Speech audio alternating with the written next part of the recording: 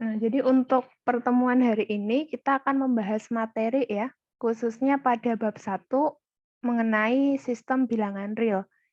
Di sini terdiri dari beberapa subbagian, yaitu nanti ada bilangan real, kemudian yang kedua ada nilai mutlak, yang ketiga ada grafik persamaan, dan yang keempat ada garis dan persamaan linier. Nanti ketika saya menjelaskan, kalau misalkan ada pertanyaan, kalian bisa raise hand ya. Terus nanti baru silakan bertanya. Jadi kita langsung mulai, dan juga minta tolong kalau pas selama saya menjelaskan, nanti mikrofonnya di-mute ya, supaya tidak mengganggu temannya yang lain suaranya. Oke, jadi kita mulai dari subbab yang pertama, mengenai bilangan real ya. Jadi di sini bilangan real itu di dalamnya terdiri dari himpunan-himpunan bilangan yang lain juga. Nah, yang pertama kita nanti akan belajar mengenai bilangan atau di sini dia juga biasa disebut sebagai natural number ya. Nah, di sini nanti kalian harus ingat notasinya itu dinotasikan dengan N kapital ya. Jadi N kapital ini dia melambangkan apa? Himpunan bilangan asli. Nah, bilangan asli sendiri dia anggotanya mulai dari 1, 2, 3, 4 dan nilai-nilai yang lebih besar. Jadi dia selalu selisihnya 1 ya. Jadi ini kalau kita teruskan menjadi 5, 6, 7 dan seterusnya. Itu bilangan asli. Kemudian yang kedua, nanti kita belajar mengenai bilangan bulat. Nah, di sini dia dinotasikan dengan Z kapital. Nah, bilangan bulat di sini adalah dia seperti bilangan asli tapi ditambah 0 dan juga yang bilangan negatif.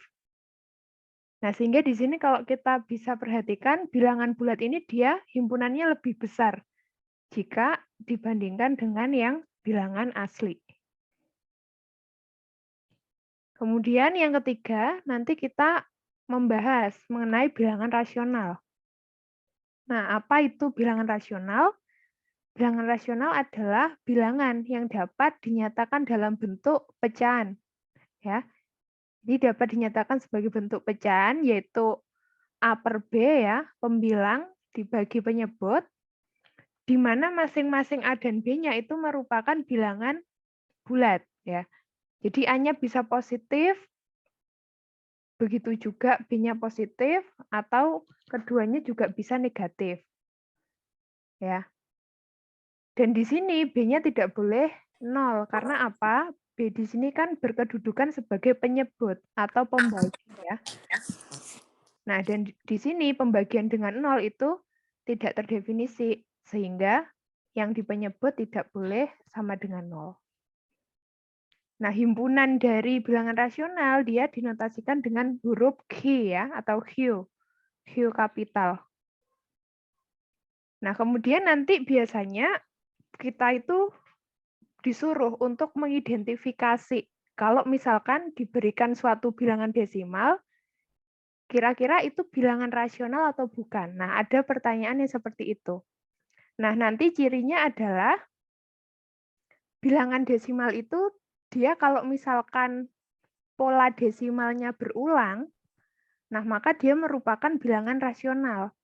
Nah, sehingga karena merupakan bilangan rasional, nanti yang dia awalnya bentuk desimal itu kita bisa nyatakan sebagai bentuk pecahan A per B ya. Jadi di sini kita harus mencari A-nya berapa, B-nya berapa. Sebagai contoh, sebagai berikut ya. Misalkan kita diberikan bilangan desimalnya ini 0,12123. Nah, ini akan dinyatakan dalam bentuk pecahan ya. Nah, bagaimana caranya? Sekarang diperhatikan ini. Di sini kalau kita bisa lihat, pola desimalnya itu berulang. Ya, dari awal. Tapi dia berulangnya itu kan tidak dari depan ya, karena kalau kita lihat ini 12, 1, 1, 2, 3, 1. Nah, dia berulangnya kan yang Mas yang karet hijau coba. Dia nggak pedas. 1, 2, 3. Iya. Oke, sebentar. Saya mute partisipan yang mic-nya nyala dulu ya. Oke, kita lanjutkan. Jadi kan ini berulangnya polanya yang ini ya.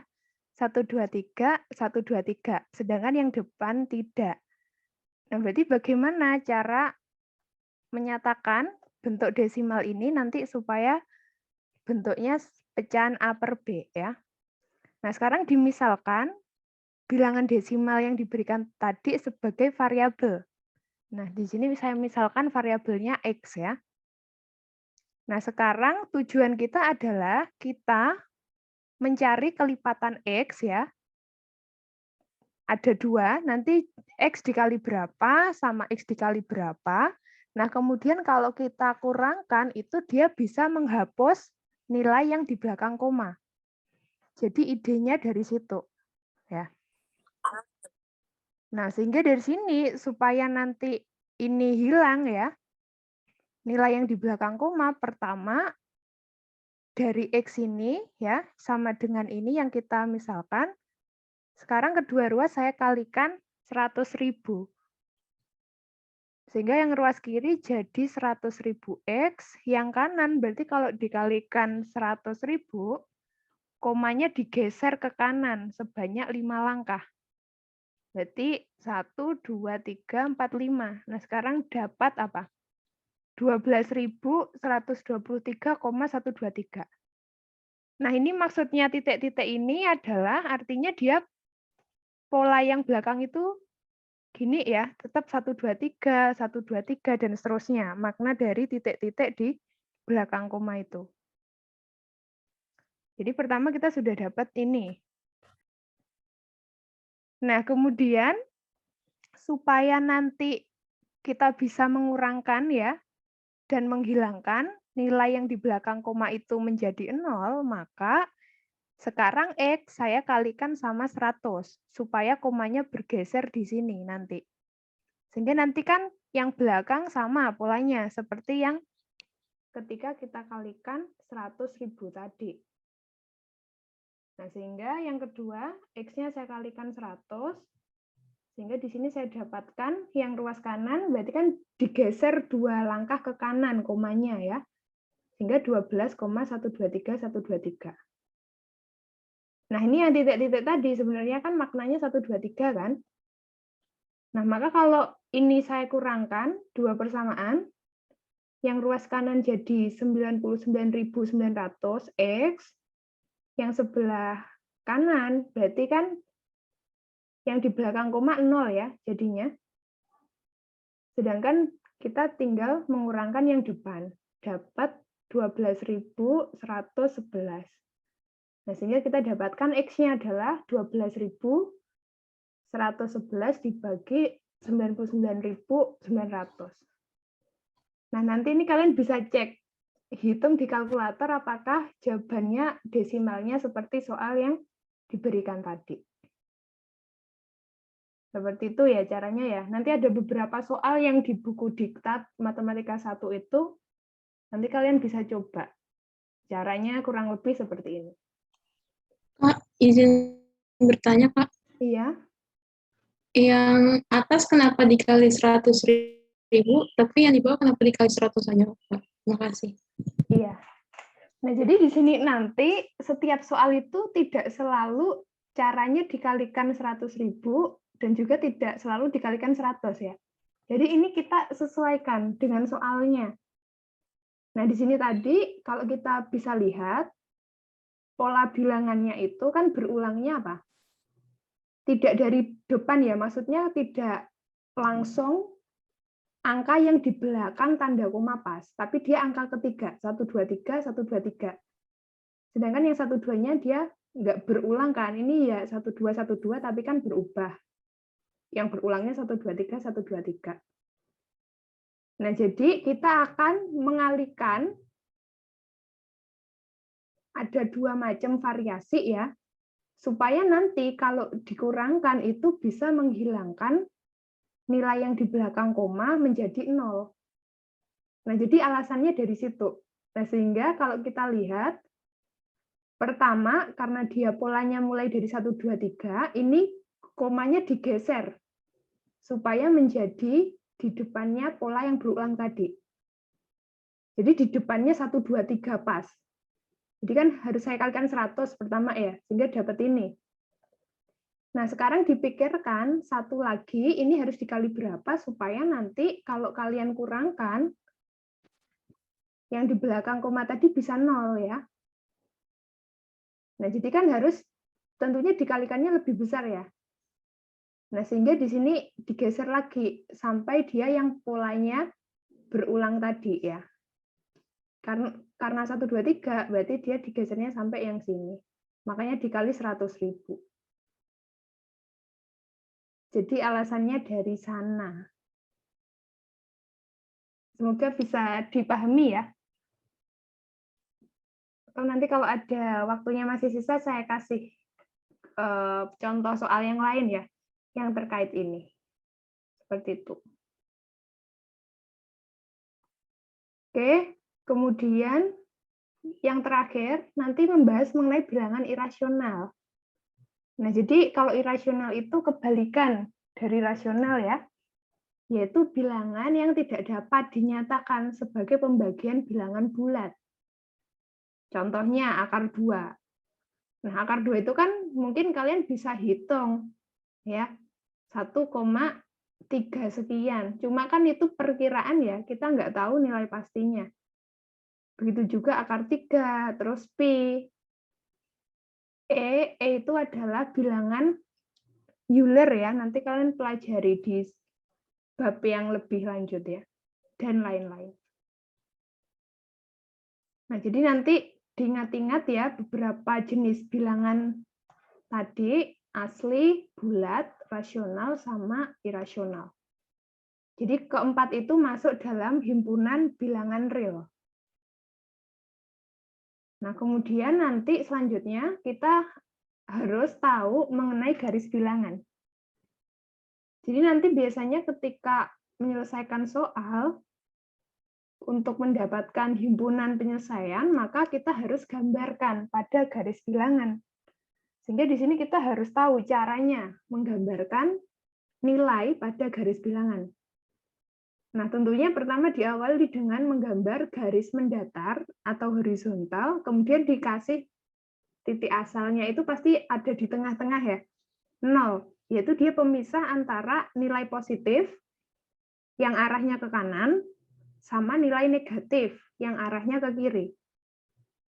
Nah, sehingga di sini yang pertama, kalau A itu lebih kecil dari B, maka kalau kita menuliskan pada garis bilangan, posisi titik A itu pasti berada di kiri, titik B. Sebaliknya, apabila A itu ternyata lebih besar dari B, maka kalau kita gambarkan pada garis bilangan, titik A-nya itu pasti di kanan titik B. Jadi ilustrasinya, di sini kalau saya punya keterangannya seperti yang nomor 1, A-nya kan lebih kecil, berarti nanti A-nya kita tulis di sini. Terus B-nya yang di kanan ya. Ini A, ini B. Begitu juga yang kedua. Yang kedua berarti karena dia A-nya lebih besar, berarti A-nya yang di sebelah kanan ya. Berarti ini B, ini A. Nah, kemudian setelah kita sudah tahu mengenai garis bilangan, cara menggambarkannya ya, dan juga cara plot titik-titiknya, kita sekarang belajar mengenai selang interval. Nah, jadi di sini masalah notasi ya. Yang pertama nanti kalau misalkan kalian mendapati bentuk seperti ini ya, yaitu kurung siku A, B, kemudian kurung siku lagi, maka ini maknanya adalah nilai X itu lebih dari sama dengan A, kurang dari sama dengan B. Nah, ini menuliskannya selalu yang sebelah kiri nilainya pasti lebih kecil. dibandingkan nilai yang sebelah kanan ya. Nah, di sini kalau misalkan kita gambarkan pada garis bilangan, berarti kan yang lebih kecil A, berarti A-nya ada di kiri, B-nya lebih besar, B-nya ada di kanan. Nah, sekarang bulatannya diperhatikan. Karena di sini tanda pertidaksamaannya itu ada sama dengannya ya, karena kan lebih dari sama dengan, kurang dari sama dengan, maka masing-masing titik A dan B tadi, ketika menggambarkan pada garis bilangan, bulatannya diarsir penuh. Ya, jadi dikasih arsir. Nah, itu menyatakan bahwa A dan B-nya itu ikut dalam penyelesaian. Sementara itu, kalau misalkan nanti menjumpai yang seperti ini, kurung buka, A sampai dengan B kurung tutup ya. Nah, di sini maknanya adalah X lebih dari A kurang dari B. Jadi kalau kurungnya yang seperti ini, itu nggak ada tanda sama dengannya. Nah, cara menggambarkan pada garis bilangan nanti bedanya adalah di bulatan ini. Nah, sekarang di bulatan di titik A dan B itu kosong ya, tidak diarsir. Nah, di sini maknanya adalah A dan B itu tidak ikut dalam penyelesaian, tapi dia hanya sebagai batas interval saja ya. Nah, jadi nanti kombinasinya ada macam-macam ya, bisa dua-duanya kurung tutup atau kurung siku, bisa keduanya kurung terbuka, bisa salah satu kurung buka, kurung tutup. Kan ini yang depan kurung buka, yang belakang kurung tutup, atau bisa dibalik. Yang depan kurung tutup, yang belakang kurung buka. Gitu ya. Nah, sekarang yang di sini dia dari minus tak hingga sampai B. Nah, berarti itu artinya kan nilai yang paling besar itu B. Ya, berarti dia bergerak ke kiri sampai minus yang sangat kecil. Berarti dia artinya kalau dituliskan dalam notasi himpunan itu X kurang dari B. Nggak ada sama dengannya karena kurungnya kurung buka ya. Nah, kalau digambarkan pada garis bilangan berarti dari B, bulatannya kosong, tidak diarsir, terus dia arahnya ke kiri. Begitu juga untuk yang ini, kurung siku atau kurung tutup A sampai plus tak hingga. Berarti kan nilai paling kecil A, terus dia bergerak ke kanan sampai nilai yang sangat besar. Nah, berarti kalau dituliskan dalam notasi himpunan, itu adalah X lebih dari sama dengan A. Ya, ada sama dengannya karena ini ya, kurungnya kurung siku. Nah, berarti A-nya bulatannya diarsir, terus dia arahnya ke kanan. Nah, kemudian nanti kalau ada ya selang interval minta hingga sampai plus tak hingga, itu artinya X-nya itu seluruh bilangan real. Nah, berarti dia kalau pada garis bilangan ya seluruh nilai pada garis bilangan tersebut. Nah, di sini diperhatikan untuk minta hingga sama plus tak hingga itu kurungnya selalu buka ya. Jadi nggak boleh pakai kurung siku. Seperti itu. Nah, nanti diingat-ingat ya, karena ini sangat penting. Masalah kurung itu nanti beda artian ya. Kayak gitu. Nah, sekarang kita lanjutkan. Penyelesaian dari pertidaksamaan. Oke, sebentar ini kok tidak bisa digeser. Oke, sudah ya. Nah, sekarang kita masuk penyelesaian dari pertidaksamaan. Yang pertama, nanti ada beberapa tipe soal ya. Yang pertama, kalau misalkan bentuk pertidaksamaannya itu bentuk linier. Bentuk linier itu maksudnya pangkat tertinggi dari variabelnya itu adalah 1. Nah, sehingga di sini contohnya adalah misalkan kita akan menyelesaikan pertidaksamaannya yaitu 2x min 1 lebih besar dari 11x plus 9. Nah, di sini penyelesaiannya kita tulis ulang soalnya. Kemudian kita kelompokkan antara yang mengandung variabel x dengan yang mengandung variabel x, yang konstanta dengan konstanta ya.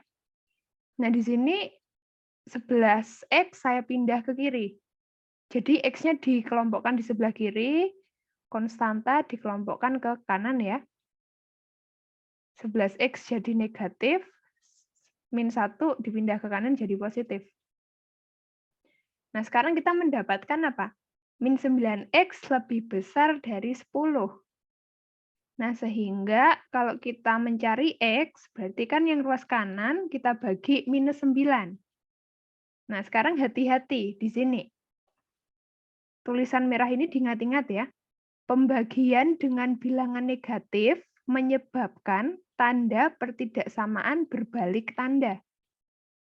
Jadi karena tadi kita akan membagi ya, ruas kanan itu dengan minus 9, maka kan yang ruas kanan nanti dapat min 10 dibagi 9 ya. Nah, maka nanti tandanya itu akan diubah arahnya. Yang awalnya tadi lebih besar ke X kan, nah berarti sekarang diubah jadi kurang dari. Jadi itu sifat di pertidaksamaan ya. Atau nanti kalau misalkan takut lupa sifat itu, alternatifnya kalian bisa mengelompokkan supaya X-nya positif. Jadi maksudnya seperti ini. Sekarang X-nya semua dipindah ke kanan. Berarti yang kiri dapat min 1, min 9, tandanya tetap. Yang kanan berarti apa? 11X, min 2X ya. Sebelah kiri dapat min 10, yang kanan 9X. Berarti X-nya, berarti kan yang ruas kiri dibagi 9, berarti dia tetap min 10 per 9. Nah, jawabannya sama saja kan ya, X kurang dari min 10 per 9. Jadi nanti kalau misalkan takut lupa sifat di pertidaksamaan, kalau dibagi bilangan negatif itu tandanya berbalik, nanti kalian bisa pakai alternatif ini. Jadi dari awal kalian pindah supaya hasil X-nya positif ya. Karena nanti di sini akan tetap tandanya.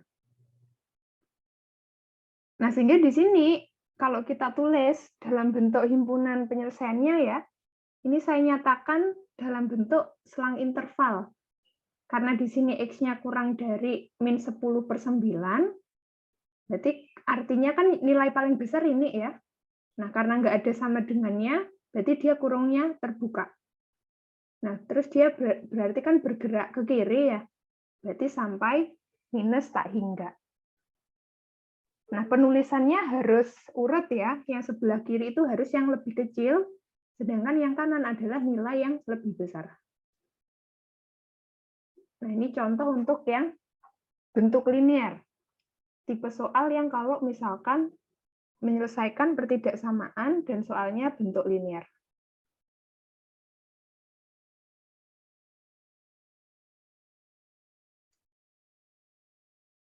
Mungkin ada pertanyaan?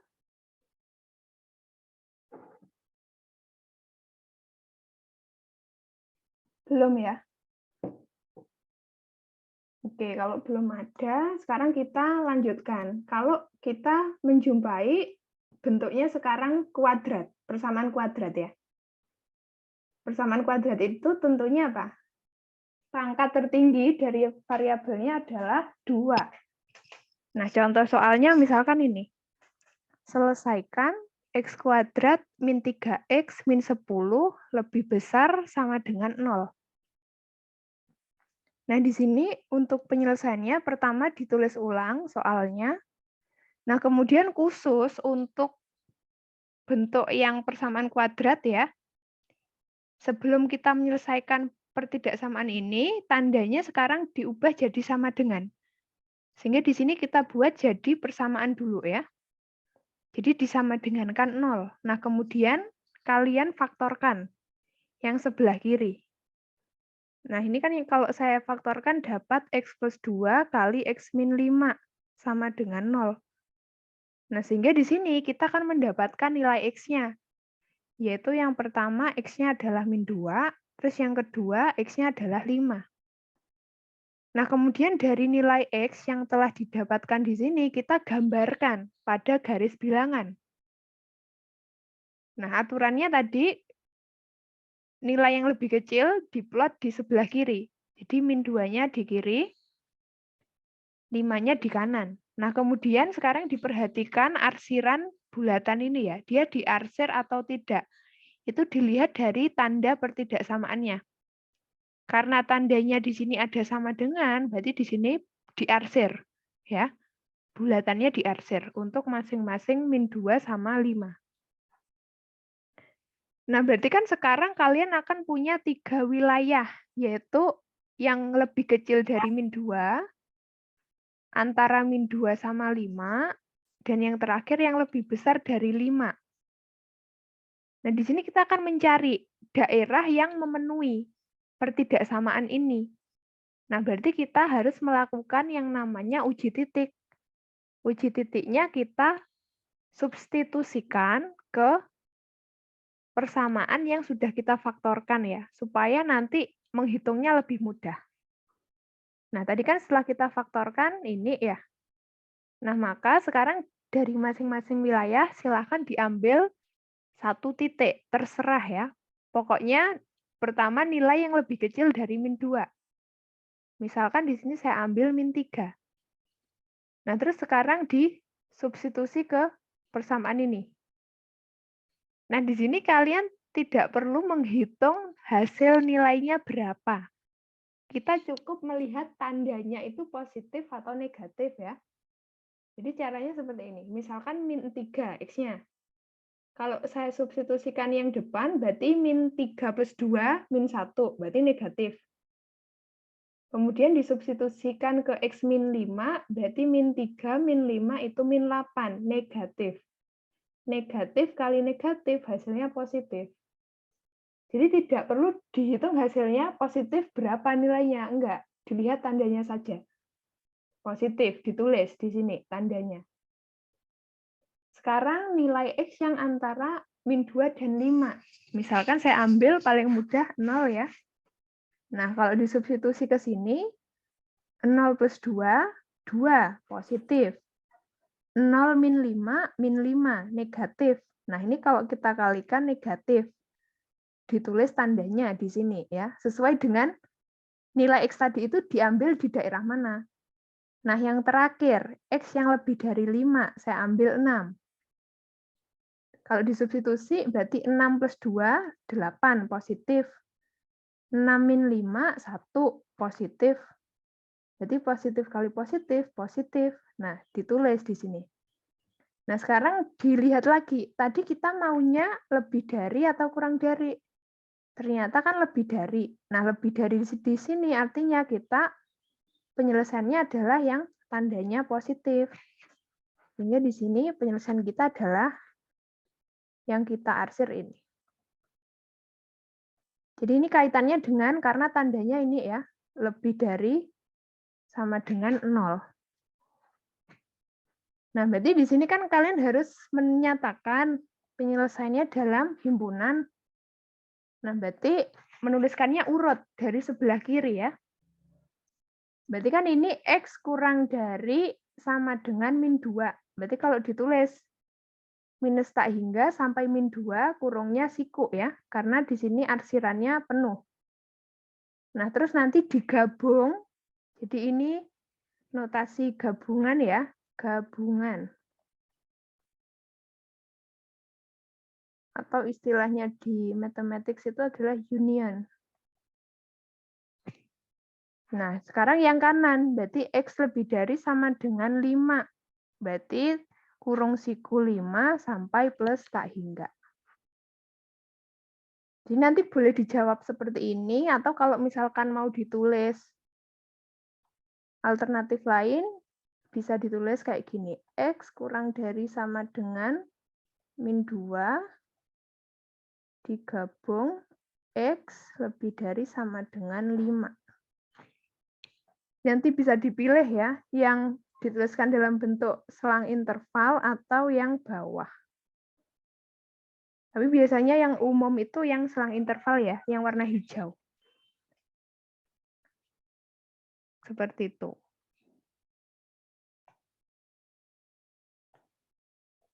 Nah, kemudian itu kan tipe yang kedua tadi ya. Kalau Persamaannya bentuk kuadrat. Nah, sekarang yang nomor 3.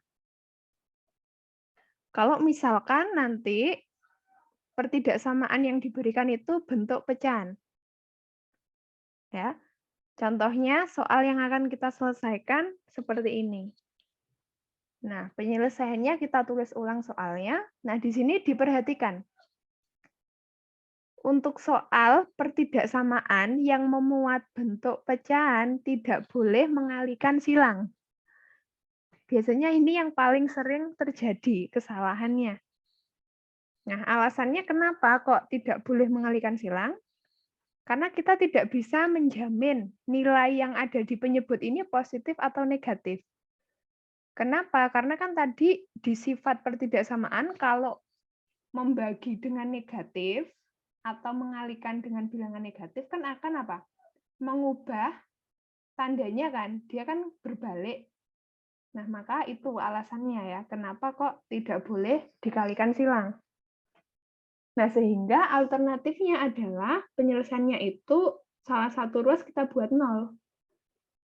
Nah, di sini yang ruas kanan saya buat 0 ya. Sehingga kedua ruas kita kurangkan dengan 1. Sehingga yang kanan kalau dikurangi 1 itu 0, yang ruas kiri sehingga sekarang dapat setengah X min 3 per 4 plus X dikurang 1. Nah, sekarang yang ruas kiri disamakan. Penyebutnya ya, sama-sama dijadikan per 4 plus X. Nah, sehingga kita peroleh ini, yang kanan tetap lebih dari 0. Nah, ini ketika saya sudah sederhanakan, kita akan mendapatkan bentuk yang paling sederhananya adalah min setengah X min 7 per 4 plus X lebih dari 0.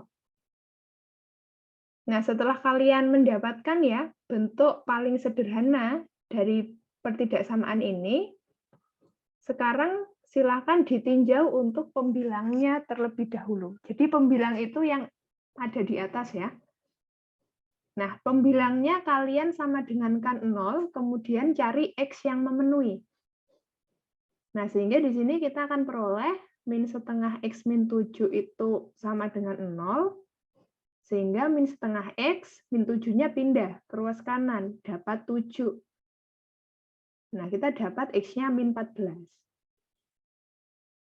Jadi untuk yang pembilang disama dengan K0, dicari X yang memenuhi. Nah, sekarang kita melihat penyebut. Nah, karena dalam matematika itu kita tidak boleh melakukan pembagian dengan 0, sehingga nilai yang di penyebut itu tidak boleh sama dengan 0. Sehingga di sini, sesuai dengan soal kita, nilai dari 4 plus X itu tidak boleh sama dengan 0. Sehingga kita akan memperoleh X-nya tidak boleh sama dengan min 4. Nah, maka sekarang nilai-nilai yang kalian peroleh ya, khususnya nilai X pada hasil 1 dan 2, itu digambarkan pada garis bilangan. Nah, aturannya seperti tadi, yang lebih kecil posisinya ada di sebelah kiri, yang lebih besar ada di sebelah kanan. Nah, sekarang perhatikan di sini bulatannya kenapa kok tidak diarsir. Yang pertama, untuk X sama dengan min 14. Kenapa kok tidak diarsir? Karena di sini tanda pertidaksamaannya nggak pakai sama dengan. Ya, maka di sini bulatannya tidak diarsir. Ya, jadi kosong. Terus yang kedua, di sini kan X-nya nggak boleh min 4. Otomatis dia pasti juga kosong ya, tidak diarsir. Nah, seperti halnya yang tadi, berarti sekarang kalian punya 3 wilayah yang harus diuji, yaitu wilayah yang kurang dari min 14, antara min 14 sampai min 4, sama yang lebih besar dari min 4.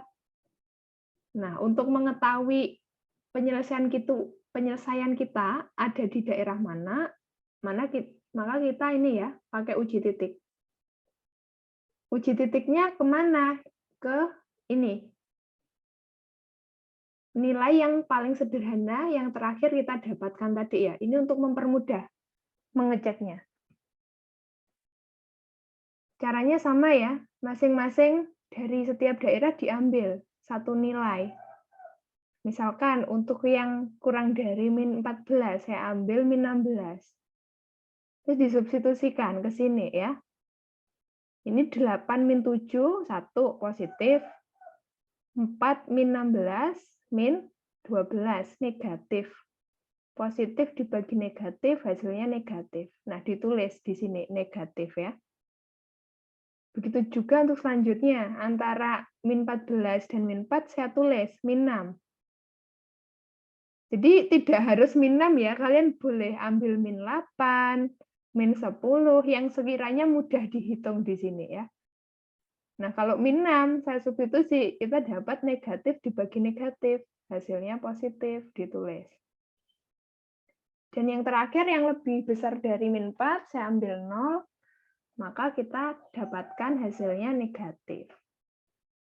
Nah, karena tadi yang diinginkan ini kan harus lebih dari 0, berarti penyelesaiannya diambil yang positif. Jadi himpunan penyelesaiannya ini. Kurungnya terbuka ya, karena di sini bulatannya tidak diarsir. Jadi sampai apa? Min 14 sampai dengan min 4. Atau kalau misalkan mau ditulis versi lain ya, kalian bisa tuliskan gini juga boleh. X lebih dari min 14 kurang dari min 4. Jadi boleh pilih ini atau ini, nanti sama-sama benar.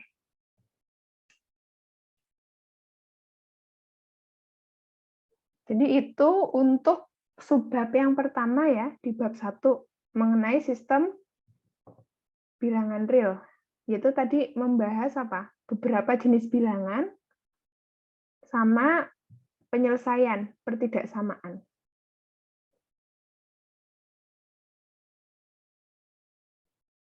Mungkin ada pertanyaan dulu dari subbab pertama yang telah dibahas sebelum kita lanjutkan ke subbab kedua. Maaf, izin bertanya, Kak. Iya. Cara bedain pakai titik yang kosong sama yang penuh gimana ya, Kak?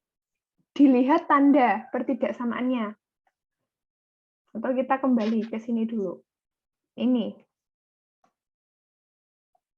Ini tadi kan kalau tanda pertidaksamaannya ada sama dengan, di sini bulatannya kan diarsir ya. Kalau nggak ada tanda sama dengannya, bulatannya kosong, tidak diarsir. Jadi pertama nanti harus mengingat-ingat ini. Nah, kemudian nanti disesuaikan di soal. Terlalu jauh menggesernya. Ini contohnya yang nomor 2 tadi. Di sini kan soal kita tanda pertidaksamaannya ada sama dengannya ya, lebih dari sama dengan. Nah, maka di sini nanti menggambarkannya di garis bilangan dikasih arsiran. Gitu ya. Sebaliknya, kalau yang nomor 3 tadi kan tanda pertidaksamaannya nggak ada sama dengan. Ini kan hanya lebih dari saja, tanpa sama dengan. Nanti di sini apa? Bulatannya kosong, tidak diarsir. Jadi berdasarkan tanda pertidaksamaannya ya, ada sama dengannya atau enggak.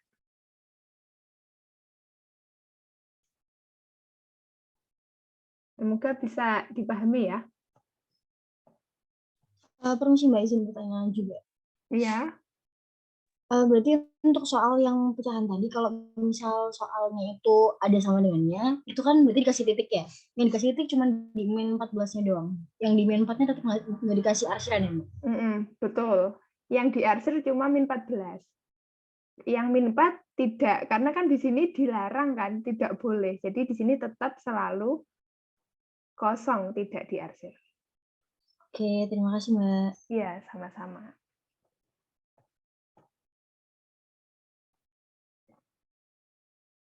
Oke, sekarang kita lanjutkan ya. Ini subbab kedua, membahas mengenai nilai mutlak. Jadi nanti di bab 1, kalau kalian menjumpai notasi nilai yang diapit oleh 2 garis vertikal, ini maknanya adalah nilai di dalam tanda mutlak. Nah, maka dia pasti punya 2 arti ya. Jadi yang pertama artian positifnya, yaitu A. atau dirinya sendiri ya, kalau A-nya lebih dari sama dengan 0. Terus yang kedua, dia punya artian negatifnya, yaitu min A, kalau A-nya kurang dari 0. Nah, sebagai contoh, ya, kalau misalkan saya punya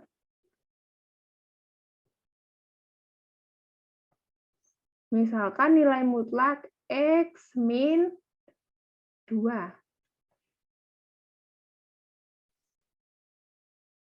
Ini, misalkan ini mau dinyatakan supaya nggak mengandung nilai mutlak lagi ya, maka cara menguraikannya nanti seperti ini. Ditulis nilai mutlak X min 2. Nah, sesuai dengan yang di sini tadi, kan pertama dia artiannya positif ya, berarti dirinya sendiri. Berarti pertama ditulis X min 2. Nah, kemudian syaratnya kan harus kita cari. Syaratnya adalah seluruh yang di dalam nilai mutlak ditulis ulang, X min 2. Tadi kalau artian positif apa? Lebih dari sama dengan 0. Nah, berarti artinya X-nya lebih dari sama dengan 2. Jadi nilai mutlak X min 2 itu akan bernilai X min 2 kalau X-nya lebih dari sama dengan 2. Nah, kemudian sekarang artian negatifnya. Berarti kan seluruh yang di dalam mutlak saya kalikan min 1 ya.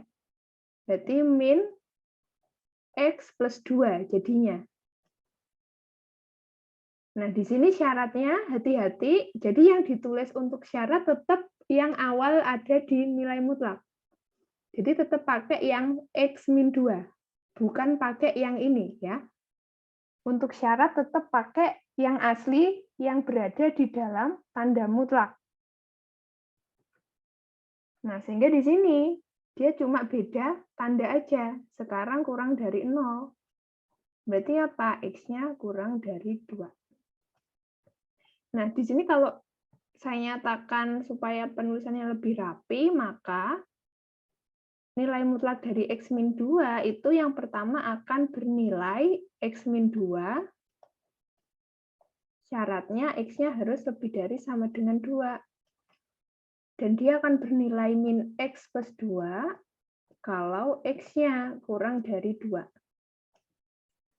Jadi di sini tanda sama dengannya ikut yang lebih dari ya. Yang kurang dari nggak pakai sama dengan. Nah, biasanya yang sering terjadi kesalahan itu ketika memberikan syarat. Biasanya langsung ditulis X min 2 ini langsung X lebih dari sama dengan 0. Tidak seperti itu ya, tapi yang di kanan ini syaratnya disesuaikan dengan nilai yang ada di dalam tanda mutlaknya. Nah, dari satu contoh ini semoga nanti bisa sebagai pengingat ya, cara menguraikan nilai yang berada di dalam tanda mutlak. Nah, kemudian nanti juga harus diingat sifat ini ya. Kalau kita punya akar kuadrat dari A kuadrat, itu hasilnya kalau pas SMA kan apa menulisnya? Plus minus A ya. Nah, kalau di sini nanti kita tulis sebagai nilai mutlak A. Nanti ini diingat-ingat. Nah, sekarang sifat-sifatnya. Yang pertama, kalau kita punya nilai yang berada di dalam tanda mutlak itu pasti nilainya selalu lebih dari sama dengan 0. Karena apa? Tadi kan nilai yang di dalam nilai mutlak atau tanda mutlak kan selalu bernilai positif ya. Artinya di sini kalau saya ambil P-nya min 2, kalau dikasih tanda mutlak dia kan nilainya jadi 2. Nah, jadi pasti nilai yang paling kecil itu 0 dan nilai-nilai positif yang lebih besar. Selanjutnya, nilai mutlak dari negatif P itu sama aja kayak nilai mutlak dari positif P. Kemudian yang ketiga, kalau ada dua bilangan kita kalikan, terus hasilnya kita taruh di dalam tanda mutlak, itu nilainya nanti akan sama ketika masing-masing nilai kita tandakan mutlak terlebih dahulu ya untuk P dan Q-nya, baru kemudian dikali. Begitu juga untuk yang nomor 4. Ini kan kita lakukan pembagian dulu ya. P dibagi Q, baru hasilnya kita kasih tanda mutlak.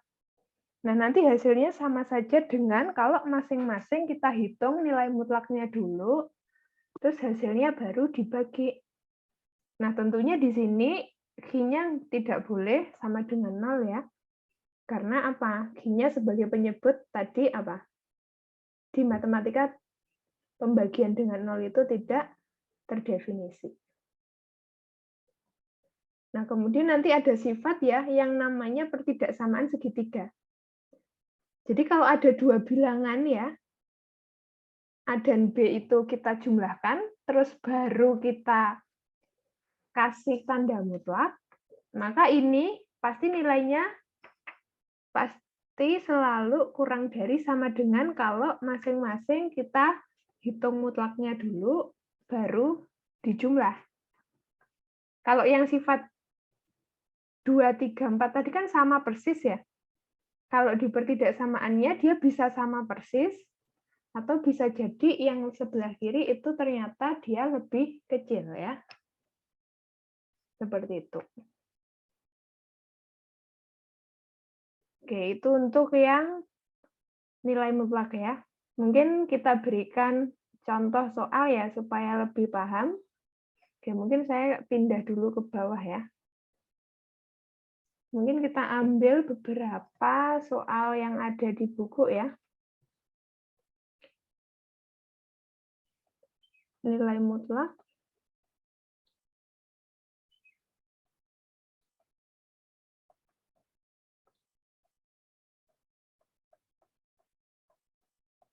Misalkan kita ambil nomor 2 yang A. Perintahnya adalah dapatkan penyelesaian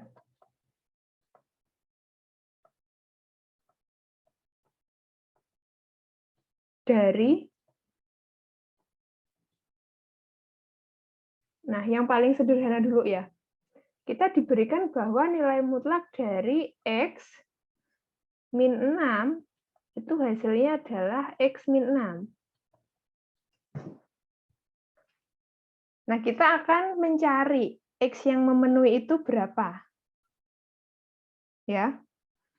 Nah, berarti penyelesaiannya bagaimana? Penyelesaiannya adalah, sekarang diperhatikan ruas kiri ya. Ruas kiri itu kan kita punya nilai mutlak X min 6. Maka ini pertama kalian harus uraikan ke dalam artian tadi ya, kan ada dua arti, positif sama negatif. Dengan masing-masing arti positif dan negatif tadi kan punya syaratnya sendiri. Nah, yang pertama artian positifnya berarti kan dirinya sendiri ya, X min 6. Syaratnya X min 6 lebih dari sama dengan 0. Berarti X-nya lebih dari sama dengan 6. Terus yang kedua, artian negatifnya. Berarti ini saya kalikan min 1 ya. Berarti dapat min X plus 6. Syaratnya, jangan lupa tetap pakai yang di dalam tanda mutlak ini ya. Berarti X min 6 kurang dari 0. X-nya kurang dari 6. Nah, sekarang kita kembali lagi ke soal. Ke soal tadi diambil yang X min 6. Berarti kan diambil artian positif, ini. Nah, berarti artinya apa? Syarat X yang memenuhi, kita akan pakai kalau hasil dari nilai mutlak X min 6 itu sama dengan artian positifnya, atau X min 6 itu sendiri, itu kalau apa? Kalau X-nya lebih dari sama dengan 6. Sehingga di sini kita langsung bisa mendapatkan himpunan penyelesaiannya. Himpunan penyelesaian Berarti apa? X-nya lebih dari sama dengan 6. Atau kalau mau dituliskan dalam bentuk selang interval, berarti apa? Kurung siku 6 sampai plus tak hingga.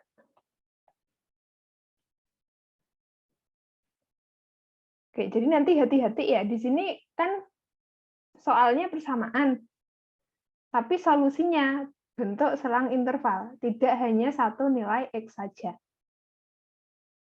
Itu satu contoh ya. Oke, mungkin nanti kita bisa ambil contoh yang lain. Kalau waktunya masih cukup ya, kita mungkin sekarang lanjutkan dulu untuk subbab yang berikutnya. Atau barangkali ada pertanyaan dulu dari contoh soal ini? Mbak, Iya. boleh jelasin ulang nggak Mbak, kenapa yang memenuhi cuman yang X lebih besar atau sama dengan 6? Kenapa nggak yang X kurang dari 6? Ini. Jadi kan pertama tadi nilai yang ada di dalam tanda mutlak kan diuraikan sesuai dengan definisi materi yang atas tadi ya. Artian positif syaratnya apa, artian negatif syaratnya apa. Nah, sekarang kembali lagi ke soal. Nah, di soal itu kan yang kanan itu kan diambil yang artian positif. Nah, berarti artinya dari dua macam yang kita tulis ini tadi, solusinya yang kita pakai itu yang artian positif, yang sama ya. Yang sama-sama X-6, jadi bukan yang bawah. Nah, kemudian dilihat kembali, tadi dia akan bernilai X-6, kalau syaratnya apa? Kalau syaratnya X lebih dari sama dengan 6. Jadi kenapa kok kita pilih ini, melihat soalnya? Karena soalnya X-6 berarti pakai yang atas. Sebaliknya, misalkan di sini ternyata soalnya min X plus 6, berarti pakai yang bawah nanti. Oke Mbak, makasih banyak Mbak. Iya, alasannya seperti itu ya, sama-sama.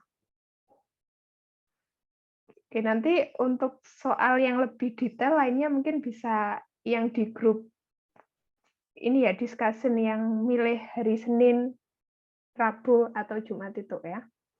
Nah, sekarang kita lanjutkan ke subbab yang berikutnya. Masuk pada subbab yang ketiga, itu membahas mengenai grafik persamaan.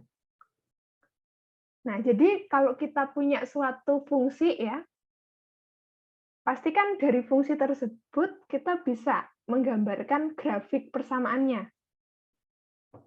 Nah, mungkin kalau cara manual atau cara lama ketika dulu belajar di sekolah menengah, itu kan kalian mengambil beberapa nilai X, terus disubstitusikan ke fungsinya, dapat Y-nya. Terus nanti dari masing-masing itu dapat koordinat kan, X, Y, terus di plot-plot gitu, baru dihubungkan ya garisnya. Nah, tapi itu kurang efektif kalau dilakukan di perkuliahan ya. Sehingga nanti alternatifnya adalah kita akan menggambarkan grafik persamaan itu dari menggunakan gambar grafik dasar yang telah kita hafalkan. Jadi di sini ada 16 grafik dasar. Kok 16 sih? Ini ada berapa ya? 1, 2, 3, 4. Oh, maaf, 12. Ada 12 grafik dasar yang kalian harus ingat-ingat bentuknya seperti apa. Nah, nanti dengan mengingat grafik dasar ini, kalian akan mudah menggambarkan grafik-grafik lain yang sebenarnya itu persamaannya itu dasarnya dari persamaan yang di sini. Jadi pertama, Y sama dengan X kuadrat. Parabola terbuka ke atas, puncaknya 0,0. Y sama dengan min X kuadrat, parabola terbuka ke bawah. Puncaknya 0,0. Selanjutnya, X sama dengan Y kuadrat. Berarti parabola terbuka ke kanan ya. Puncaknya 0,0, kalau negatif ke kiri. Terus kalau Y sama dengan akar X itu ini, yang atas saja. Kalau minus, yang bawah. Ini untuk X pangkat 3. Terus ini akar pangkat 3 dari X. Terus mungkin yang agak kurang familiar yang bawah ini ya. 1/X, min 1/X, 1/X kuadrat, sama min 1/X kuadrat. Nah, jadi nanti gambar-gambar ini silahkan diingat-ingat dan dihafalkan. Nah, maka nanti aturannya menggambar grafik fungsi dari grafik dasar itu sebagai berikut. Misalkan kita punya fungsi Y sama dengan Fx ya. Jadi Y sama dengan Fx ini adalah yang bisa digambarkan dari grafik ini tadi ya. Kemudian kita punya C merupakan konstanta positif. Jadi C-nya itu misalkan nilainya positif ya. Nah, maka kalau nanti kita punya fungsi baru yang sekarang itu adalah Y sama dengan Fx ditambah C, maka fungsi ini kita bisa gambarkan dengan menggambar fungsi Y sama dengan Fx, terus langsung kita geser ke atas sejauh C satuan. Jadi menggesernya ke atas, karena di sini tandanya positif. Ya, menggesernya langkahnya sejauh mana? Sejauh nilai C yang ditambahkan di sini. Sementara itu kalau negatif atau dikurang C, menggesernya ke bawah. Nah, sekarang perhatikan perbedaannya dengan yang nomor 34. Nah, sekarang yang ditambah C itu yang ada di dalam kurung. Kalau penambahan C-nya berada di dalam kurung, ya, grafiknya nanti digesernya, kalau ini positif, digesernya ke kiri, sejauh C satuan. Diingat-ingat ya, jangan sampai terbalik. Kalau positif, menggesernya ke kiri. Sementara itu kalau negatif, menggesernya ke kanan. Nah, sekarang mungkin ini ya, supaya tahu kapan dia bentuknya Fx ditambah C-nya di luar, atau tambah C-nya di dalam, misalkan saya punya ini. Misalkan saya punya Fx-nya adalah X kuadrat.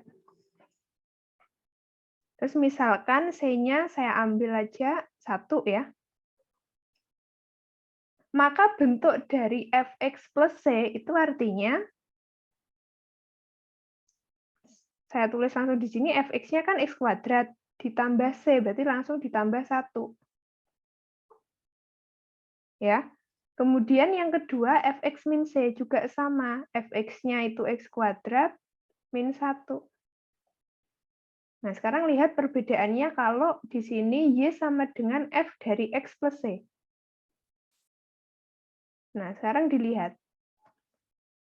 Kalau saya punya Fx sama dengan X kuadrat, maka nilai yang dikuadratkan di ruas kanan itu kan bergantung nilai yang berada di dalam kurung. Jadi kalau di sini X, yang kanan berarti X dikuadratkan. Nah, berarti sama halnya di sini. Kalau di sini F dari X plus C dan Fx itu adalah X kuadrat, maka nilai dari Fx plus C itu adalah apa? X, C-nya tadi 1, dikuadratkan. Jadi kalau Fx-nya itu X kuadrat, kita menghitung Fx ditambah 1, itu artinya X ditambah 1 dikuadratkan. Nah, begitu juga kalau F dari X min C. Berarti X min 1 dikuadratkan. Jadi nanti tahu bedanya ya, supaya nggak salah menggesernya. Karena kan kalau yang ini menggesernya atas bawah, kalau yang ini kan kanan kiri ya. Ini nanti supaya tidak terbalik-balik ya.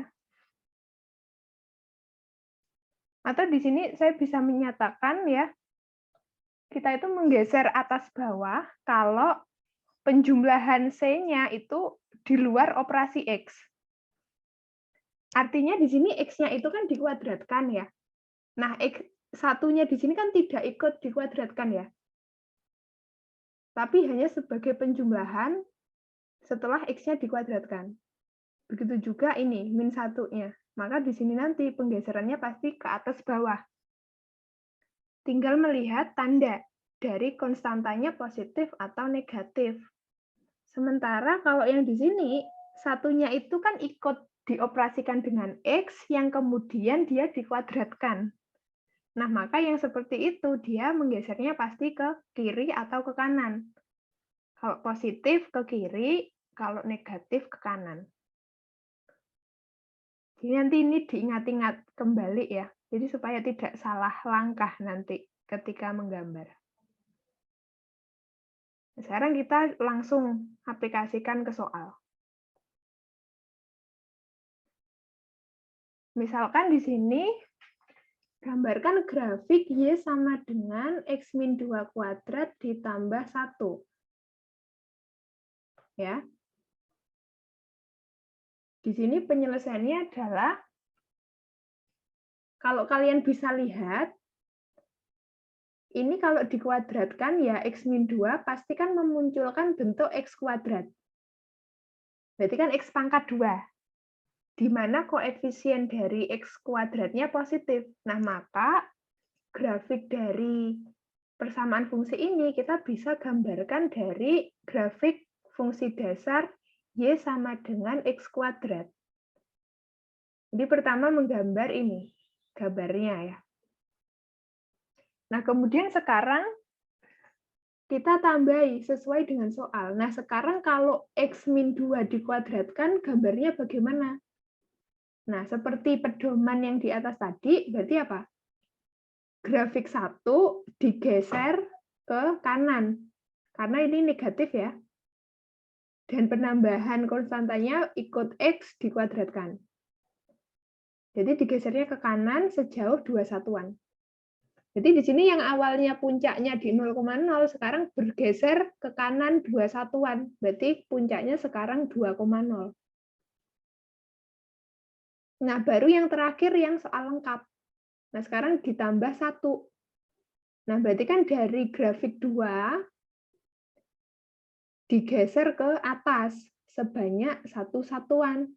Berarti ini sekarang yang puncaknya 2,0 digeser ke atas 1 satuan. Berarti sekarang puncaknya 2,1. Nah, jadi ini mempermudah kita dalam menyelesaikan soal. Dibandingkan kalau pakai cara plot titik-titik ya, itu kan lama ya. Karena harus mencari atau memilih X-nya berapa saja yang mau dipakai, terus Y-nya dihitung kan, terus dapat koordinat-koordinat baru diplot. Nah, ini nanti cara yang lebih efektif ya. Mbak mau nanya, Mbak. Iya. Itu kan yang digeser ke kanan sejauh 2 satuan. Itu patokannya 2 satuan itu yang dari mananya, Mbak? Dari min 2-nya kan? Betul, dari min 2-nya. Sesuai Oke, Mbak. dengan Makasih. penjumlahan C-nya ya. Iya, sama-sama. Jadi ini nanti dari sini tadi. Oke, sebentar. Dari keterangan ini ya, sejauh konstanta yang dijumlahkan atau dikurangkan di sini, menggesernya. Oke, sebentar, tadi ada yang bertanya lewat chat. Kalau semisal ada akar atau mutlak, gitu gimana ya, Mbak?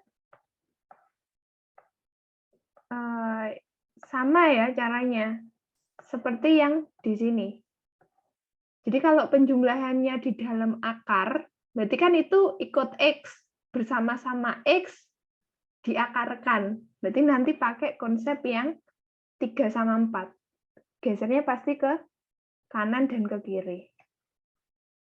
Mungkin contoh ya, saya tulis yang 3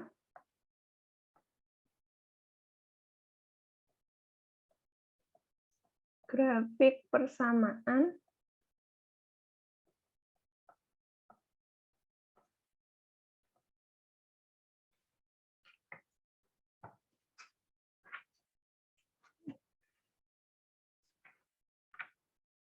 kalau nilai mutlak itu nanti seperti ini ya, coba. Belum tertulis, kita tulis di sini.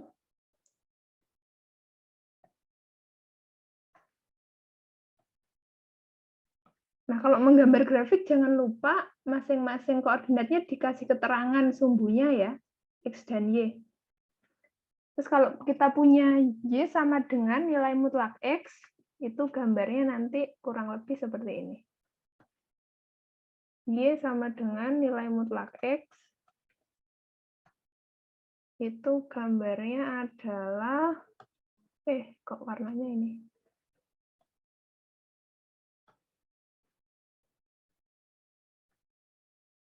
Ini ya. Ini grafik dasar kalau Y sama dengan nilai mutlak X. Oke, saya mute orang-orang yang mic-nya bunyi dulu ya. Nih. Nah, sehingga di sini kalau misalkan contohnya,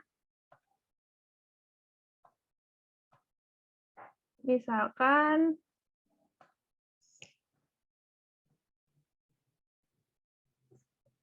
gambarkan grafik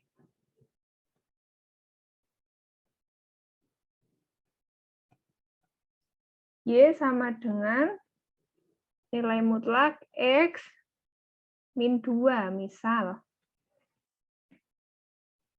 Terus yang nomor 2, atau nanti dulu deh, Y sama dengan nilai mutlak X min 2 ya. Berarti kan di sini penjumlahan dengan min 2 itu kan ikut X baru dikasih nilai mutlak.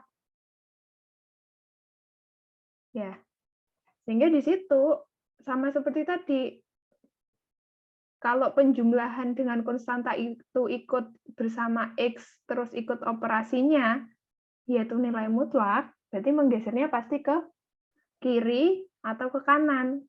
Kalau negatif, digeser ke kanan. Berarti sekarang nanti grafiknya adalah, dari grafik ini digeser ke kanan. 2 satuan. Jadi nanti kurang lebih dapatnya kayak gini.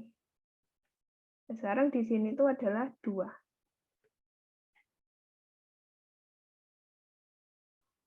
Kayak gitu ya. Nah, sekarang dibedakan. Kalau yang kedua, misalkan Y-nya nilai mutlak X min 2. Nah, min 2-nya itu kan berada di luar nilai mutlaknya. Berarti gesernya atas bawah. Kalau negatif, digeser ke bawah. Jadi nanti grafiknya kurang lebih seperti ini. Ini X, ini Y, digeser ke bawah kan. Ini.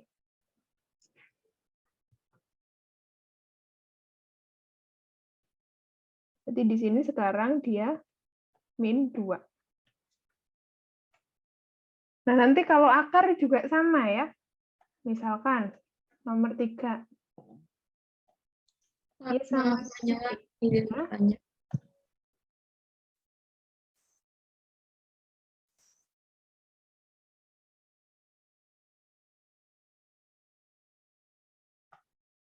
Iya, apa?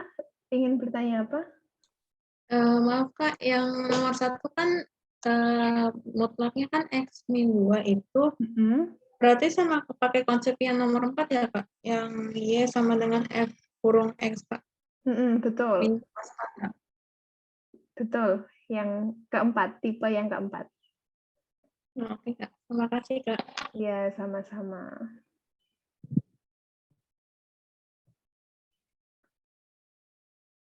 Kemudian tadi yang nomor 2, terus yang nomor 3 ya, misalkan kalau bentuk akar, misalkan akar dari X plus 1,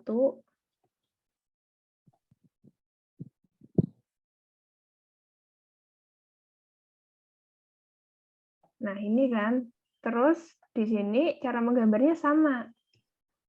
Tadi kan kalau kita punya seperti ini, berarti kan ini dari grafik dasarnya Y sama dengan akar X. Nah, kalau digambarkan sesuai grafik dasar yang kita tulis di atas tadi, dia kan gambarnya kayak gini ya. Nah, maka karena sekarang kita punyanya adalah akar dari X plus 1,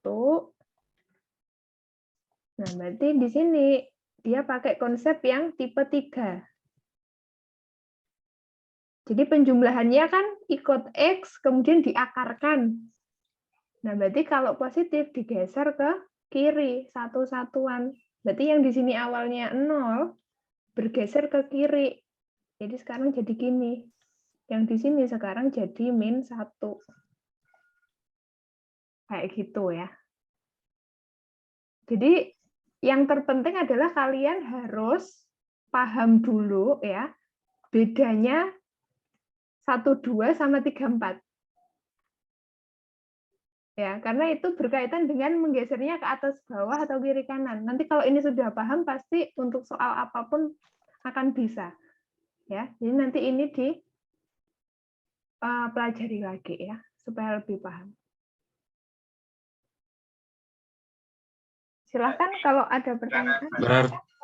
Berarti yang akar nomor 3 nih Mbak, ngikutin yang nomor 3 yang tadi ya? Ya, Yang tipe ke kiri. 3. Betul. Oh. Berarti kalau cuman kurung doang Mbak, itu cuman patokannya yang nomor 1, 2 ya? Maksudnya di luarnya, di luar akarnya Iya. maksudnya. Selain nggak pakai akar atau yang kayak tanda mutlak itu Mbak? Oh, bisa juga kalau pangkat 3. Jadi misalkan ini. Oke, sebentar ya, ini ada yang ke-mute. Siapa ini namanya? Oke, sebentar, saya cari dulu ya. Sebentar, mohon ditunggu. Soalnya tadi yang mic-nya bunyi-bunyi saya mute ya. Takut mengganggu temannya yang lain. Ini siapa tadi namanya?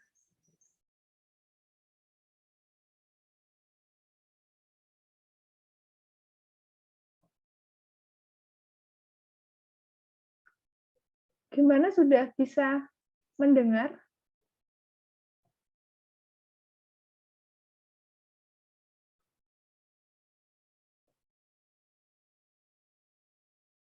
Atau biasanya kalau di mute pun tetap bisa masih dengar ya audionya ya?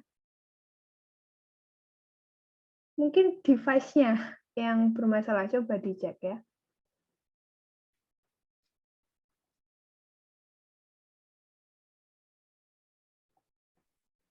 Permisi Mbak, boleh izin bertanya Mbak? Iya. Kalau soalnya ada kayak per gitu gimana Mbak? Kayak misalnya akar per X gitu Mbak. Oke, saya kasih satu contoh soal lagi ya. Nih, coba. Bentar. Oh, ini udah ya.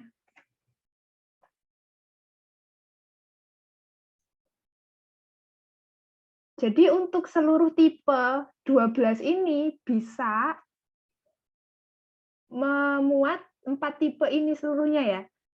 Jadi bisa jadi nanti, misal ini, 1 per buka kurung, X-2 dikuadratkan. Terus X pangkat 3 juga sama, bisa Y sama dengan, katakan buka kurung, X plus 2 tutup kurung pangkat 3.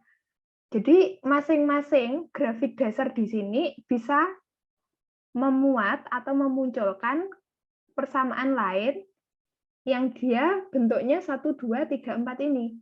Jadi tidak hanya yang saya kasih contoh di bawah tadi ya. Itu tadi hanya beberapa contoh saja.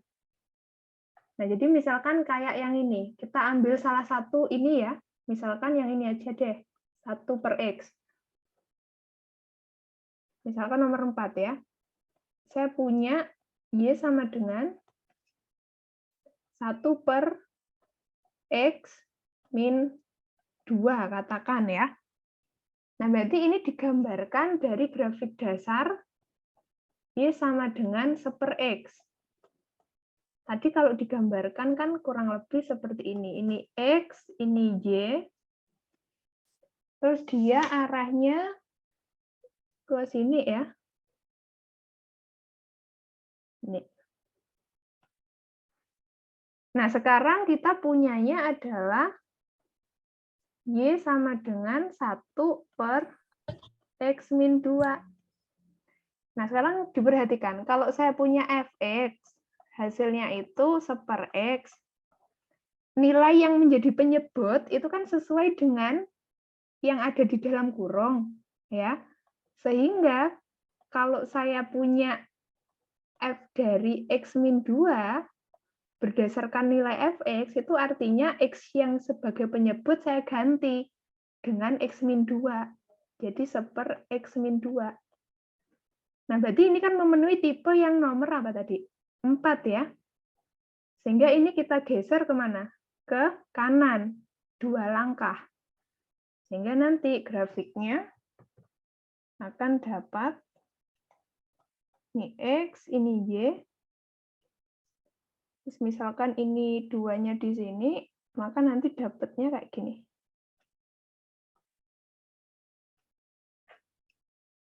Jadi seperti yang saya bilang tadi, kalian harus paham dulu makna tipe 1, 2, 3, 4 tadi ya. Yang fx plus c, terus fx min c, bedanya sama fx plus c-nya ada di dalam kurung. Nah, ini harus paham betul-betul dulu gitu ya. Jadi nanti silahkan dipelajari lagi. Kayak gitu ya. Kak, izin tanya, itu jadinya yang tadi yang 1/X min 2-nya itu jadi pas geser itu tepat di 2-nya atau enggak, Kak? Lengkung giniannya. Nah, di sini kan karena dia bentuknya pecahan, berarti kan X-nya tidak boleh melewati yang menyebabkan penyebutnya 0. Ya, di sini kan akan 0 kalau X-nya 2 kan. Nah, berarti di sini 2 itu hanya sebagai batas. Jadi dia tidak menyentuh 2. Jadi makanya di sini seperti hanya mendekati saja kan. Jadi enggak menyentuh, mendekati 2. Jadi enggak ada angka tepatnya, Kak? Iya. Kasih ya, Kak. Iya, sama-sama. Oke, nah sekarang kita mungkin lanjutkan dulu ya ke subbab yang terakhir di bab 1, yaitu di 1.4. Oke ya. Jadi di subbab terakhir itu membahas mengenai garis dan persamaan linear ya. Nanti ada beberapa hal yang harus kita pelajari di situ. Yang pertama, kemiringan garis. Nah, jadi kalau misalkan kita punya ya 2 buah titik, nah misalkan titik pertama itu koordinatnya x1, y1, dan koordinat yang kedua x2, y2. Nah, maka kemiringan garis yang melalui 2 titik tersebut itu kita bisa cari dengan menggunakan rumus selisih dari koordinat y dibagi dengan selisih dari koordinat x. Nah, di sini biasanya kemiringan garis itu dinotasikan dengan huruf M kecil ya. Nah, ini bisa dibolak-balik ya.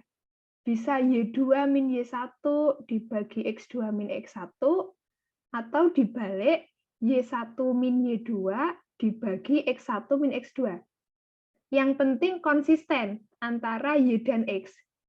Jadi maksudnya kalau yang di atas itu indeks pertama yang di depan itu 2, kemudian dikurangi Y1, maka yang bawah untuk X juga gitu, yang di depan harus indeks 2. Nah, kalau yang di atas indeks 1, Y1 min Y2, maka yang bawah X-nya juga harus indeks 1 yang di depan. Kayak gitu ya. Nah, kemudian setelah kalian sudah bisa cara mencari kemiringan, nanti kalian harus tahu arti dari beberapa jenis kemiringan. Yang pertama, kemiringan positif. Jadi yang dimaksud sebagai kemiringan positif itu adalah kalau kita punya persamaan garis, misalkan garisnya L, terus kita gambarkan garisnya ya, maka yang dimaksud kemiringan positif itu adalah kalau X-nya semakin besar, artinya nilai X semakin ke kanan, nilai Y-nya semakin besar. Artinya apa? Garisnya naik ya. Semakin X-nya ke kanan, Y-nya juga semakin besar nilainya. Itu kemiringan positif. Kalau kemiringan negatif, kebalikannya. Semakin X-nya besar, semakin X-nya ke kanan, nilai Y-nya semakin turun, semakin kecil. Nah, dan yang terakhir, kemiringan 0 itu artinya nilai Y-nya itu tidak terpengaruh oleh perubahan nilai X. Artinya untuk seluruh nilai X, Y-nya tetap. Nah, itu biasanya terjadi pada fungsi konstan ya. Contohnya kalau digambarkan seperti yang gambar 3 ini. Kayak gitu ya. Nah, kemudian di sini makna dari kemiringan itu dia tadi kalau kita lihat dari ini ya, gambar ini, dia itu adalah perbandingan antara pertambahan nilai Y dengan pertambahan nilai X. Atau di sini kalau kita bisa lihat dari garis ini, terus kita hubungkan untuk Y-nya sama X, dia kan akan membentuk segitiga siku-siku ya. Yang mana siku-sikunya ada di sini. Nah, berarti dari situ siku-sikunya di sini, maka makna dari kemiringan atau nama lainnya gradien itu adalah nilai dari tan theta, di mana theta itu adalah sudut terkecil yang dibentuk antara garis dengan sumbu pusat. Sumbu pusat itu adalah X positif ya. Jadi diingat-ingat, theta adalah sudut terkecil yang terbentuk antara garisnya yang warna hijau itu dengan sumbu pusat. Seperti itu ya, ini definisi lain dari kemiringan atau gradien. Nah, selanjutnya setelah kita sudah tahu ya cara menentukan kemiringan garis, nanti kita harus tahu hubungan antar garis. Kalau kita diberikan, misalkan garis L1 itu punya kemiringan M1, kemudian kita juga punya garis L2, kemiringannya M2. Nah, yang pertama nanti ada hubungan garis sejajar. Jadi kalau L1 sejajar dengan L2, itu kalau dalam notasi matematika, penulisannya yang ini ya, L1 sejajar L2. Ini secara notasi. Nah, maka nanti nilai gradiennya atau kemiringannya itu pasti sama dari kedua garis itu, kalau dia sejajar.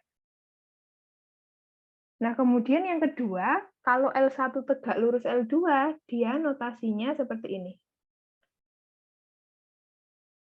Nah, maka kalau kedua garis itu saling tegak lurus, nilai gradiennya kalau kita kalikan, itu hasilnya adalah -1. Ya. Nah, mungkin ini kalian sudah cukup familiar ya, karena sudah pernah belajar di SMA atau mungkin SMP ya. Garis sejajar sama garis tegak lurus. Jadi nanti ini tinggal mengingat kembali ya. Nah, kemudian nanti yang terakhir, cara mendapatkan persamaan garis. Tergantung informasi apa yang diberikan pada soal. Kalau misalkan nanti diberikan dua buah garis, maaf kok dua buah garis, dua buah titik ya, misalkan P dan Q, maka kita bisa mendapatkan persamaan garisnya Itu dari rumus ini. Y min Y1 per Y2 min Y1 sama dengan X min X1 dibagi X2 min X1. Ya. Nah, kemudian kalau misalkan yang kedua, kalau ternyata yang diketahui hanya diberikan satu titik, tapi juga diberikan kemiringannya atau gradiennya adalah M. Maka nanti mencari persamaan garisnya pakai rumus Y min Y1 sama dengan M kali X min X1. Nah, kemudian kalau yang diketahui adalah kemiringannya, terus diberikan keterangan bahwa persamaan garisnya itu memotong sumbu Y di titik 0, B, maka nanti persamaan garisnya langsung ini. Y sama dengan MX plus B. Yang keempat, persamaan garis vertikal melalui titik A,0. Berarti karena vertikal ya, jadi persamaannya pasti X sama dengan A. Hanya bisa positif, bisa negatif. Yang kelima, persamaan garis horizontal melalui titik 0, B. Karena horizontal berarti persamaannya Y sama dengan B. Sama seperti yang nomor 4 tadi. B-nya bisa positif, bisa negatif. Terus yang terakhir, persamaan umum garis, ya, itu adalah AX plus BY plus C sama dengan 0. Di mana di sini koefisien dari X dan B, maaf, maksudnya koefisien dari X dan Y, itu nggak boleh 0 ya. Atau di sini nilai dari A dan B-nya nggak boleh 0. Nah, persamaan umum garis ini yang bentuknya AX plus BY plus C sama dengan 0, nah ini kita juga bisa sebut sebagai persamaan linear. Nah, jadi konsep di 1.4 atau subbab yang terakhir di bab 1, itu pertama kalian harus bisa caranya mencari gradien. Terus paham makna macam-macam kemiringan. Terus nanti untuk mencari persamaan garis, bisa menggunakan beberapa rumus ini ya. Cuma ini biasanya yang paling sering digunakan yang nomor 2. Ya. Nomor 1 dan nomor 2. Terus yang ini nanti juga harus dihafalkan ya. Hubungan kalau dua garis sejajar itu bagaimana, dan juga kalau tegak lurus itu bagaimana. Silahkan kalau ada pertanyaan.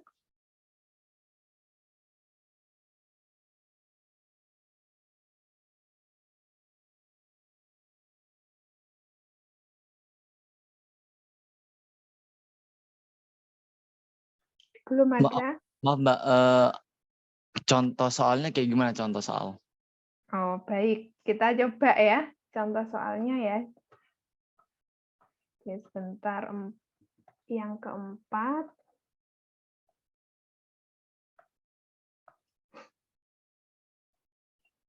Saya ambilkan soal dari buku ya, buku diktat Matematika 1.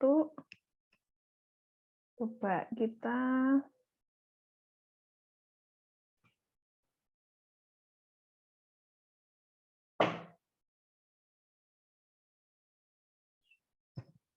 misalkan saya ambil nomor 13 ya.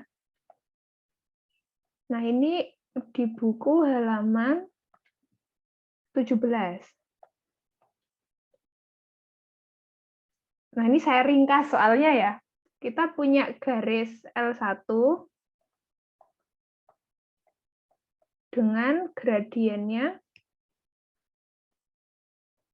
itu adalah 3/2. Nah, kemudian L2 itu dia tegak lurus dengan L1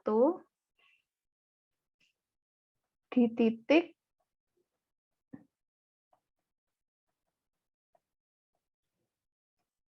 4, -1. Pertanyaannya adalah dapatkan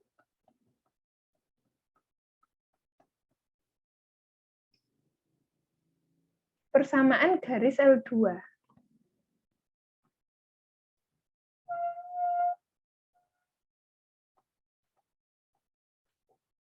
Ini ya. Jadi di sini pertama kita diberikan garis L1 dan dia diketahui bahwa kemiringannya itu adalah 3/2. Informasi selanjutnya ternyata L2 dan L1 itu berpotongan tegak lurus di titik 4,-1. Pertanyaannya adalah dapatkan persamaan garis dari L2. Nah, maka di sini penyelesaiannya adalah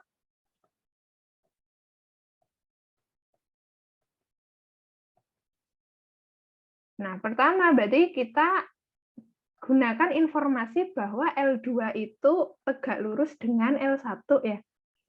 Nah, jadi kita tulis karena L2 tegak lurus dengan L1, artinya sesuai dengan materi yang di atas tadi, gradiennya kalau kita kalikan, itu hasilnya kan -1.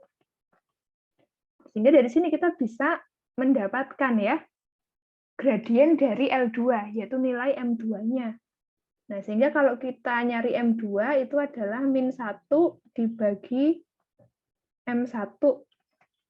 Jadi nanti kita akan dapatkan apa? -1 dibagi 3/2. Berarti -2/3. Nah, sehingga sekarang kita akan mencari apa? Persamaan garis L2 dengan kemiringannya adalah -2/3 dan melalui titik yang diberikan tadi ya.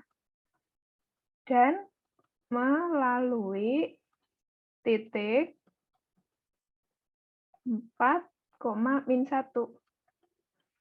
Karena dua garis ini berpotongan di 4,-1, otomatis kan setiap garis pasti melalui titik ini ya. Berarti artinya seperti ini. Maka ini kita pakai rumus yang apa? Kalau kita tahu kemiringannya, terus diberikan satu titik, persamaan garisnya dapat dicari dari rumus Y-Y1 sama dengan M kali X-X1. Nah, di sini sudah jelas ini menjadi M-nya. Nah, ini yang menjadi X1, ini Y1-nya. Nah, sekarang tinggal kita substitusikan ya. Y-nya tetap, Y-nya itu variabel ya. Y1-nya min ya, min 1 sama dengan -2/3 kali X-4. Berarti Y+1 sama dengan -2/3X ditambah 8/3. Berarti Y-nya adalah -2/3X plus 8/3 -1 ya. Sehingga kita dapatkan Y-nya adalah -2/3X ditambah 5/3. Jadi persamaan garis L2 adalah ini.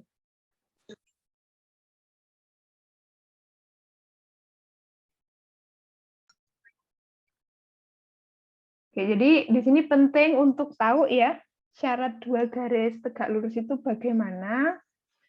Kemudian kalau diketahui gradiennya sama satu buah titik, kita kalau mau nyari persamaan garis, kita pakai rumus yang mana? Ya. Makanya ini nanti harus dipelajari dan diingat-ingat ya. Cuma biasanya memang nomor 1 dan 2 yang paling sering dipakai nanti.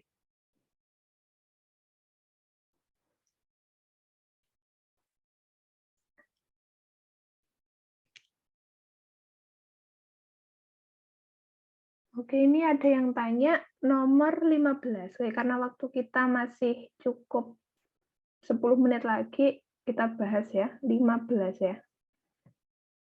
Oke, sebentar. 15. Masih di halaman yang sama ya. Pertanyaannya apa?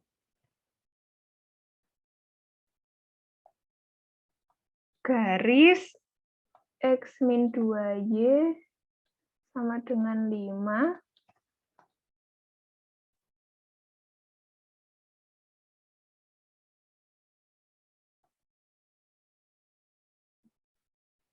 Berpotongan tegak lurus ya.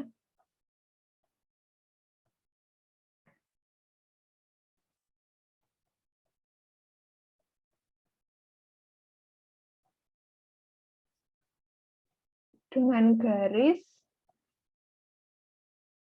Y sama dengan min 2X. Mau nyari apa? Titik potongnya ya.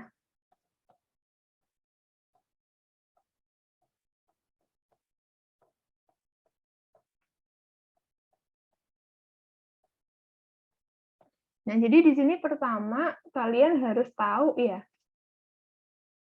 makna dari mencari koordinat titik potong dari dua persamaan garis itu artinya kalian mencari nilai X yang memenuhi dua persamaan garis ini.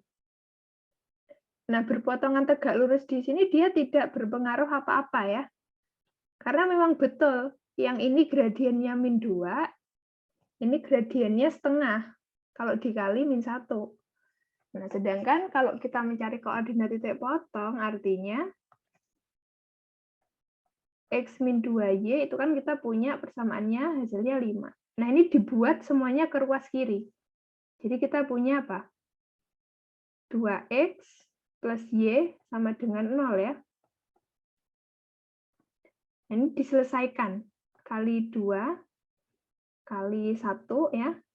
Nah, maka ini dapat 2X min 4Y sama dengan 10. Ini 2X plus Y sama dengan 0. Terus ini kita eliminasi X, berarti dikurangi. Min 5Y sama dengan 10, Y-nya min 2. Berarti kalau Y-nya min 2, X-nya berapa? X-nya berarti 5 plus 2Y. Berarti X-nya adalah 1 ya. X-nya adalah 1. Nah, sudah. Berarti koordinat titik potongnya apa? Titik potongnya berarti kan koordinat pasangan X dan Y.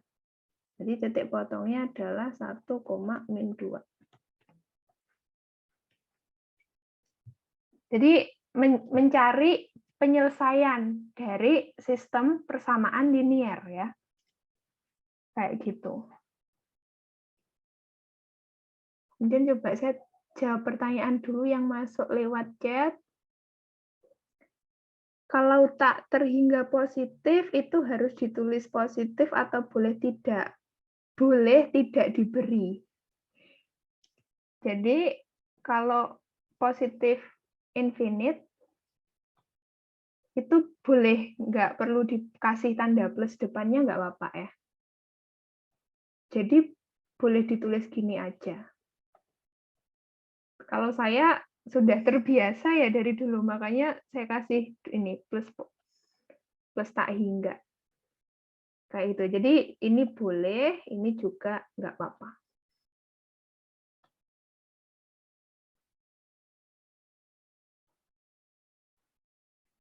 Gitu ya. Gimana? Ada pertanyaan?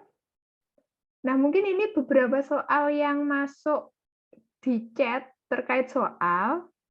Nanti bisa ditanyakan di kelas yang khusus bertanya soal ya. Karena kalau yang hari Sabtu ini khusus materi sebenarnya ya. Jadi kalau soal dari kalian itu tanyanya yang di kelas group discussion yang sudah milih itu Senin, Rabu atau Jumat. Di situ ya. Kemudian apa ini? Jadi nanti soal-soalnya ditanyakan di sana ya. Kayak gitu. Oke, jadi kelas materi hari ini mungkin sampai di sini. Ada pertanyaan dulu sebelum ditutup.